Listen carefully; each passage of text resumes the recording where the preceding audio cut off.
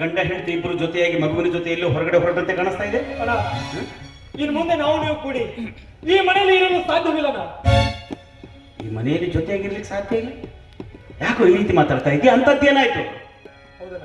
ಅತ್ತಿಗೆಗೆ ಮೊದಲಿನಾಗೆ ನಮ್ಮ ಮಗುವಿನ ಮೇಲೆ ಪ್ರೀತಿನೇ ಇಲ್ಲ. ಅಂದ್ರೆ ಅದಕ್ಕೆ ಒಂದು ಸಮಯ ಸಾಧಿಸಿ ತಮ್ಮ ಪಾಂಚದ ವಿಷ ಹಾಲನ್ನು ನನ್ನ ಮಗುವಿಗೆ ಕೊಟ್ಟು ಕೊಲ್ಲಲು ಪ್ರಯತ್ನ ಪಟ್ಟರು. ರವಿ, ನನ್ನ ಹೆಂಡತಿ ನಿನ್ನ ಮಗುವಿಗೆ ತನ್ನ ಪಂಚದಿಗೆ ವಿಷದ ಹಾಲು ಕುಡಿಸಿ ಕೊಲ್ಲಲು ಪ್ರಯತ್ನ ಪಡ್ತಾ ಇದ್ದಾಳೆ. ಈ ಮಾತು ಸತ್ಯವಾಗಿ ಹೇಳ್ತಾ ಇದೆಯೇನೋ? ಅನುಮಾನ ಇದ್ರೆ ಕೇಳಲ್ಲ ನೀವೇ.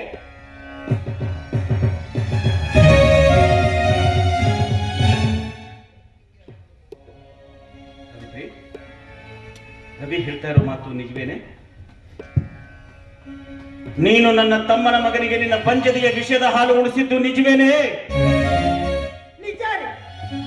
ಕರಳು ತಡಿಲಾರ್ದೆ ಒಂದೇ ಒಂದ್ಸರಿ ಹಾಲು ಕೊಡ್ತಿದ್ದು ನಿಜಾನೇ.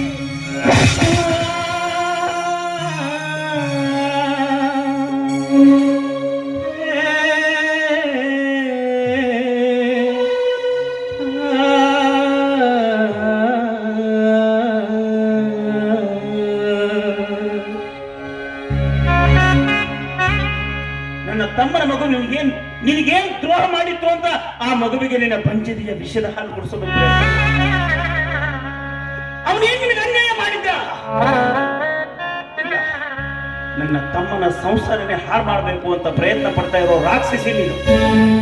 ನೀನು ಈ ಮನೆಯಲ್ಲಿ ಬದುಕಿರಬಾರ್ದೆ. ನೀನು ಈ ಮನೆಯಲ್ಲಿ ಬದುಕಿರಬಾರ್ದು. ನಮಗೋಸ್ಕರ ನೀವು ಯಾಕೆ ಸೇವೆ ಮಾಡ್ತಿದ್ರ? ನಾವೇ ಮನೆ ಬಿಟ್ಟು ಹೋಗ್ತೀವಿ. ಎಂತ ಮಾತಾಡ್ತೀಯ? ಈ ಒಂದು ಚಿಕ್ಕ ವಿಷಯಕ್ಕಾಗಿ ಮನೆ ಬಿಟ್ಟು ಹೋಗ್ತೀನಿ ಅಂತ ಹೇಳ್ತಾ ಇದೆಯಲ್ಲ. ಇನ್ನೆಂದು ನಿನ್ನ ಅತ್ತಿಗೆ ಅಂತ ತಪ್ಪು ಮಾಡಲಾರ್ದಂತೆ ನಾನು ನೋಡ್ಕೊಳ್ತೀನಿ. ಇದು ಒಂದು ಸಲ ಅವರು ಮಾಡಿದ ತಪ್ಪನ್ನ ಕ್ಷಮಿಸ್ಬಿಡು ಅಂತ ನಾನು ಕೇಳ್ಕೊಳ್ತೀನಿ. ನನಗೆ ಆಸ್ತಿ ಬೇಡ, ನನಗೆ ನೀನು ಬೇಡ, ನನಗೆ ಅತ್ತಿಗೆ ಬೇಡ, ನನಗೆ ನನ್ನ ಮಗು ಬೇಕು. ನನ್ನ ಮಗು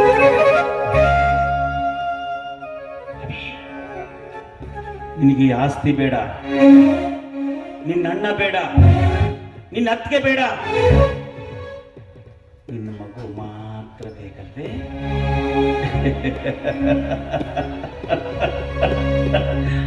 ನಿಜನೋ? ಪ್ರಪಂಚನೇ ಆಗಿದೆ. ಹೊಳೆ ದಾಟಿದ ಮೇಲೆ ಅಂಬಿಗನ ಮಿಂಡ ಅಂತ ಹೇಳಿದಂತಿದೆ ನಿನ್ನ ಮಾತು. ಏನ್ ಮಾಡೋದು ರವಿ? ಏನ್ ಮಾಡೋದು? ಕಾಲ ನಮಗ ಪ್ರತಿಕೂಲವಾಗಿಬಿಟ್ಟಿದೆಯೋ? ಅದೇ ನಿಮಗಿರೋ ರೀತಿ ನಮಗೂ ಒಂದು ಮಗು ಇದ್ದಿದ್ರೆ.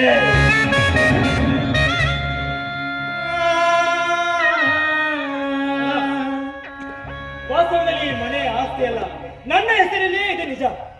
ಆದ್ರೆ ನಾನಾಗಿ ನಿಮ್ಮನ್ನು ಮನೆ ಬಿಟ್ಟು ಹೋಗು ಅಂತ ಹೇಳೋದಿಲ್ಲ. ಇಷ್ಟ ಇದ್ರೆ ಇರ್ಬೋದು, ಇಲ್ಲ ಹೊರಟೋಗ್ಬೋದು.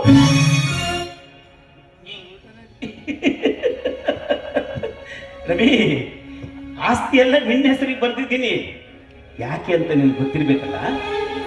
ಆಸ್ತಿ ನಿನ್ನ ಹೆಸರಿಗೆ ಇಲ್ಲದೆ ಹೋದ್ರೆ ಶೆಟ್ರು ತಮ್ಮ ಮಗಳನ್ನ ನಿನ್ನ ಕೊಟ್ಟು ಮದುವೆ ಮಾಡೋದಕ್ಕೆ ಸಿದ್ಧರಿರಲಿಲ್ಲ. ಆದ್ರೆ ನನ್ನ ತಮ್ಮನ ಬಾಳ ಹಾಳಾಗಬಾರ್ದು, ಅವನು ಪ್ರೀತಿ ಮಾಡಿದಂತ ಹೆಣ್ಣು ಅವನ ಕೈ ಬಿಟ್ಟು ಹೋಗಬಾರ್ದು ಅಂತ ನಾನು ನಿನ್ನ ಹೆಸರಿಗೆ ಆಸ್ತಿ ಬರ್ದೆ. ಬರೀ ಹೆಸರಿಗೆ ಮಾತ್ರ ಅಲ್ಲೋ, ನನ್ನ ಮನಸ್ಫೂರ್ತಿಯಾಗಿ ನನ್ನ ತಮ್ಮನ ಸಂಸಾರ ಚೆನ್ನಾಗಿರ್ಲಿ ಅನ್ನೋ ಕಾರಣಕ್ಕೋಸ್ಕರ ಆಸ್ತಿ ಬರ್ದೆ. ಈ ಆಸ್ತಿ ನಿನ್ನ ಹೆಸರಿಗೆ ಇರಲಿ, ನನಗೇನು ಬೇಕಾಗಿಲ್ಲ. ಈ ಸಮಯದಲ್ಲಿ ನೀನಾಗ್ಲಿ ನಾನಾಗ್ಲಿ ಮನೆ ಬಿಟ್ಟು ಹೋಗ್ಬಿಟ್ರೆ ಜನ ಏನಂತವ್ರೆ? ನೋಡು, ಬಲವಂತಪ್ಪ ಮತ್ತು ಅವನ ತಮ್ಮ ರವಿ ಎಷ್ಟು ಅನ್ಯೋನ್ಯವಾಗಿದ್ರು, ಈಗ ಯಾವುದೋ ಒಂದು ಚಿಕ್ಕ ವಿಷಯಕ್ಕಾಗಿ ಜಗಳ ಮಾಡಿಕೊಂಡು ಬೇರೆ ಬೇರೆ ಆಗ್ಬಿಟ್ಟಿದ್ದಾರೆ ಅಂತ ಜನ ನಮ್ಮನೆ ಕಡೆ ಬೆರಳು ಮಾಡಿ ತೋರಿಸಿದ್ರೆ ನಮ್ಮ ಮನೆತನದ ಮರ್ಯಾದೆ ಹಾಳಾಗೋಗುತ್ತೆ. ನಾವೇ ನಿಧಾನಕ್ಕೆ ಯಾವುದಾದ್ರೂ ಒಂದು ಬಾಡಿಗೆ ಮನೆ ನೋಡ್ಕೊಳ್ತೀವಿ. ನಾವು ಬಾಡಿಗೆ ಮನೆ ನೋಡ್ಕೊಳ್ಳೋವರೆಗೂ ಈ ಮನೆಯಲ್ಲಿ ಯಾವುದಾದ್ರೂ ಒಂದು ಮೂಲೆಯಲ್ಲಿ ಬಿತ್ಕೊಳ್ತೀವಿ, ಯಾವುದಾದ್ರೂ ಒಂದು ಮೂಲೆಯಲ್ಲಿ ಬಿತ್ಕೊಂಡಿರ್ತೀವಿ. ಆದ್ರೆ ಇಷ್ಟಕ್ಕೆಲ್ಲ ನೀನು ಬೇಸರ ಮಾಡಿಕೊಂಡು ಮನೆ ಬಿಟ್ಟು ಹೋಗ್ತೀನಿ ಅಂತ ಹೇಳ್ಬೇಡ. ಹಾಗಂತ ನಾನಿನ ಕೈ ಮುಗಿದು ಬೇಡ್ಕೊಳ್ತೀನಿ. ಅಷ್ಟೇ ಅಲ್ಲ, ನಿನ್ನ ಅಣ್ಣನಾದ ನಾನು ನಿನ್ನ ಕಾರ್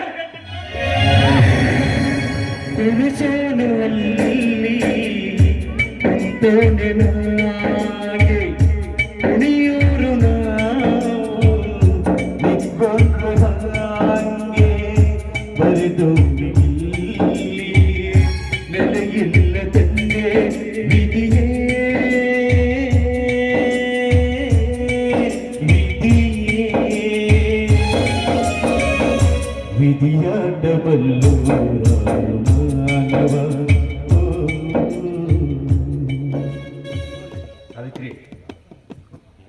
ನನ್ನ ತಮ್ಮನಿಗೆ ಯಾವುದೂ ಸಂಶಯ ಬರಬಾರ್ದು ಅಂತ ಇರೋ ವಿಷಯನೆಲ್ಲ ಮರೆಮಾಚಿ ನಿರಪರಾಧಿಯಾದ ನಿನ್ನ ಕೆನ್ನೆ ಹೊಡೆದ ಈ ಪಾಪಿ ಗಂಡನ ತಪ್ಪ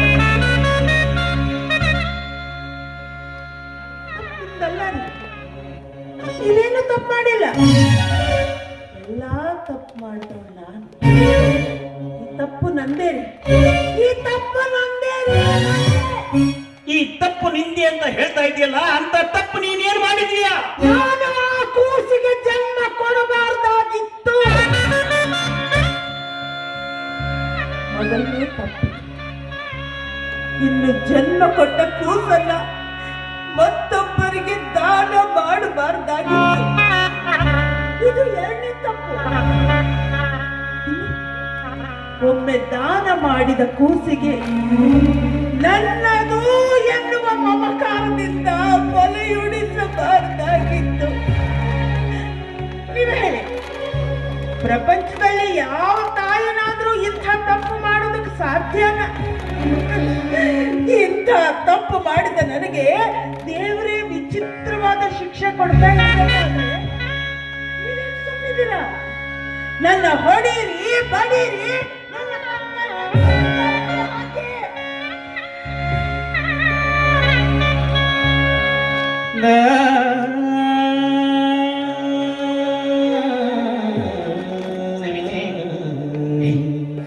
ಏನು ನಾನು ತಿಳಿಲಾರ್ದೆ ತಪ್ಪು ಮಾಡ್ಬಿಟ್ಟೆ.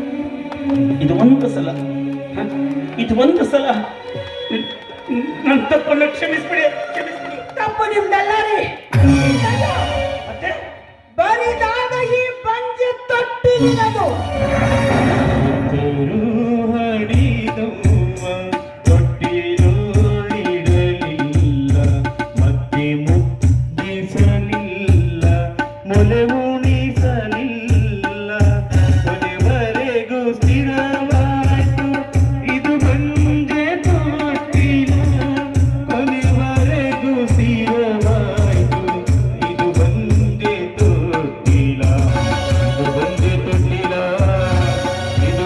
ತೊಟ್ಟಿಲ ಇದು ಬಂದೆ ತೊಟ್ಟಿಲ